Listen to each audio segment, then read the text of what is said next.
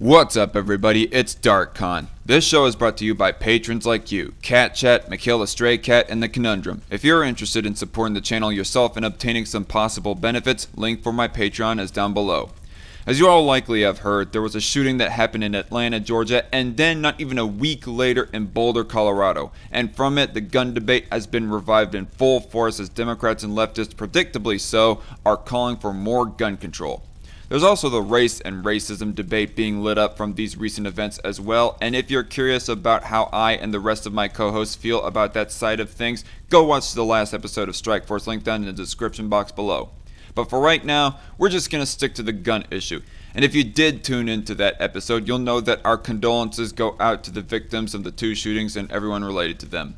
That said, I don't find these or any other shooting to be worth sacrificing everyone else's gun rights over, as the Ninth Circuit Appeals Court has ruled that supposedly people don't have a right to bear their arms around, be it concealed or open, and President Biden is even urging that the Supreme Court allows cops to barge in and seize people's firearms without warrant. The Ninth Circuit ruling affects only the right to carry laws in the westernmost states of the U.S., and I've heard some skepticism from people that they think this won't stay, especially if this goes up to the Supreme Court, but we'll see when we come to that bridge. And the urging from Biden has quite a bit of a hurdle to evade, in that such a ruling for warrantless seizures would contradict a past ruling that SCOTUS has made on community caretaking, as that's the logic being played for such an anti-gun and anti-privacy push. But regardless, the biggest reason why incidents like these end up pulling everyone's heartstrings so much is the fact that there are more concentrated amount of death that occur in a single incident. Quite bluntly, the amount of people who die in these sorts of incidents only adds up to a few hundred per year as compared to the 10,000 total gun homicides that happen in the same time span. Now, this is not to downplay the loss that anyone has suffered in any mass shooting. It's a very terrible thing that it happens at all, just like when somebody is lost due to cancer, heart failure, or liver disease. My thing is that I don't find such an incident to be worth broad, sweeping legislation that would restrain or even flat out take away everyone else's gun rights because of the one piece of crap who committed a shooting. But now that I have your attention to the bigger picture on total yearly gun homicides, there is a flip side to this big number.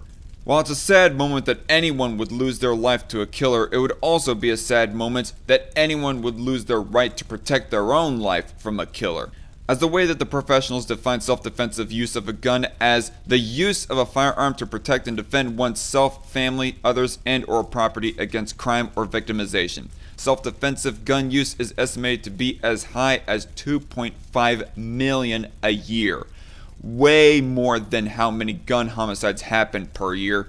Even the lowball estimates from leftist outlets like NPR and others put it in the tens or even hundreds of thousands. So looking at the bigger picture, guns seem to be statistically a net positive gain for society in regards to how people use them. Some people are probably going to mention how somebody is more likely to injure or kill himself with a gun than use it in a self-defensive situation. But to that I say that people are violating nobody else's rights or bodies except their own when they do such acts. So it makes no sense to me why anyone would advocate to take away one person's right to own a gun just because somebody else did something that doesn't violate anyone else's rights with their own gun.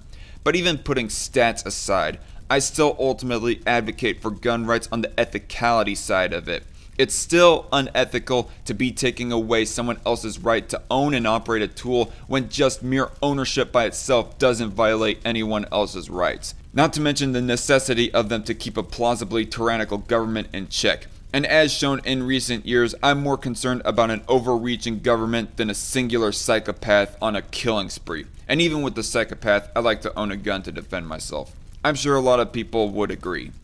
What do you guys think? If you like this video, hit that thumbs up button down below. If you'd like to see more content like this, hit that big red subscribe button, and don't forget to set the bell notification icon to all. Hope to catch you all later, and God bless.